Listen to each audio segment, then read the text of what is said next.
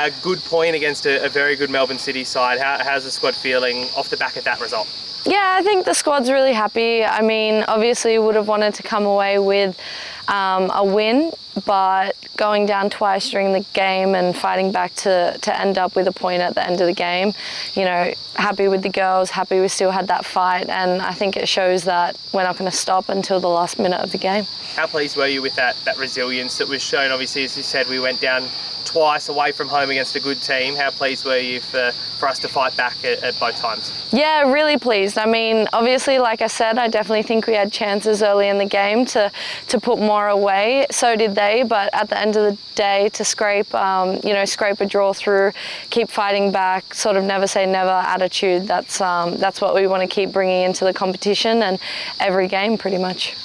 Undefeated so far this season, one of only 2 teams, and we've played the top 3 teams from last year. I guess how's the squad sort of feeling off the back of that? Obviously, we've had a tough run and we'll continue to have a tough run to start the season, but how's the team feeling about that? I mean, I think to start the season off, it obviously has great vibes within the squad already, but we're not going to get too ahead of ourselves. We know it is a long season. It's a marathon, it's not a sprint, so I think if we all keep our heads down low and keep grinding, we're going to get the results, but it's not going to come easy. Obviously, this competition has already shown that teams from 5th, 6th, 7th and so on are fighting against the top teams now as well. So week in, week out, we've got to show up and play our best football. Melbourne Victory this weekend, obviously you have some great memories against them from the last time we played them. How keen are you for that one? And I guess what do you expect from a Melbourne Victory side that's again looks strong this year?